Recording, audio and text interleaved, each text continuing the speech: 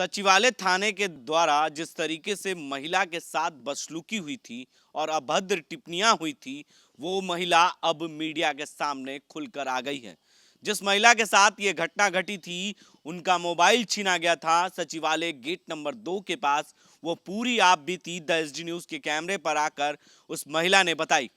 उसने कहा कि पहले हमारा 2 लड़के ने बाइक से पीछा किया, उसके बाद हमारी मोबाइल छीन ली गई। जब ये लिखित शिकायत के लिए हम थाने में पहुंचे तो लिखित शिकायत से इनकार कर रहे थे, इसे लेना मना कर रहे थे। जब हमने जबरन उन्हें लिखाने की कोशिश की और लिखवा कर उन्हें देने की कोशिश की तो दरोगा साहब की गर्मी इतनी थी कि वो आग बबूले हो गए और वो आग बबूले होकर सारा गुस्सा मेरे पर ही निकाल दिए। यहां तक उन्होंने कह दी कि अपने बाप को बुला लो, मेरा कुछ नहीं होगा। ये तमाम चीजें, घटनाएं जो हुई, वो पूरी आप बीती द एसडी न्यूज के कैमरे पर आकर इस महिला ने बताई है। क्या कुछ कहा है, किस तरीके से उस महिला के साथ मोबाइल चोरी हुई है, ये तमाम आप बीती उस महिला ने द एसडी न्यूज के कैमरे के पास आकर बताई है। जरा सुनिएगा गौर से क्या कुछ कह रही है वो महिला। के सामने 2 बाइक सवार लड़का, हम अपने दोस्त के साथ खड़े थे, बात कर रहे थे, हाथ से छीन के झपट के भाग गया। तो जब इसकी शिकायत हम सचिवालय थाना में गए तो वहाँ पे एफआईआर करने गए तो वो लिखने से मना कर दिए और बोले कल आने के लिए। तो हमने बोला कि नहीं, मुझे आज ही करना है एफआईआर।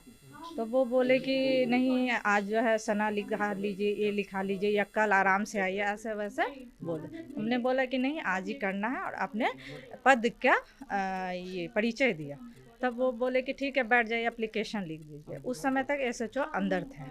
जब मैंने वो एप्लीकेशन दे दिया, एफआईआर कर दिया, तो वो रिसीविंग नहीं दे रहे थे।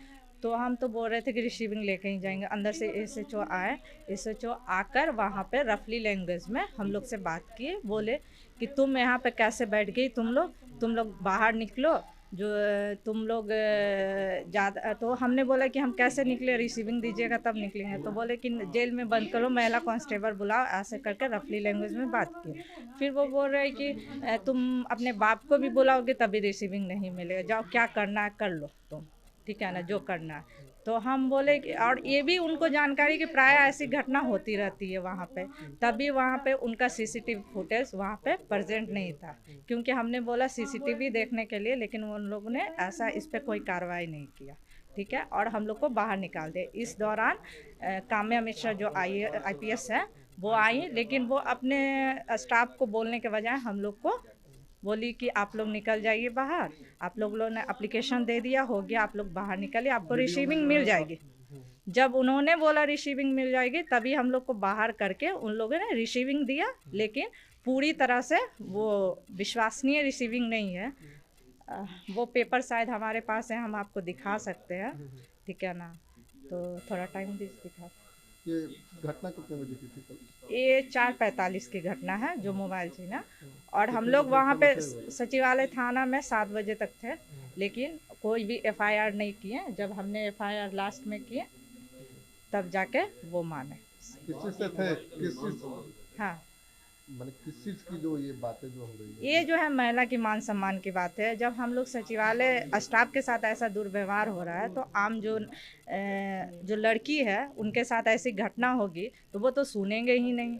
जब हम लोग के साथ ऐसा जो बर्ताव हो रहा है, एकदम अपमानजनित शब्द का यूज़ किया जा रहा है कि बाप को बुलाओ, ये कैसा हुआ है सर? वो एक बड़े पदाधिकारी है और हम लोग से ऐसे, अपने स्टाफ से ऐसे कैसे? वो भी बिहार सरकार के हैं, हम भी बिहार सरकार है, तब भी तो आपने साफ तौर से सुना, उस महिला ने पूरी तरीके से आप बीती सचिवालय थाने की बताई और दरोगा साहब की जो, मतलब थाने प्रभारी साहब की जो गुस्सा है वो किस तरीके से फूटा और महिला कांस्टेबल बुलाकर उसे अरेस्ट करवाने तक की कह दी।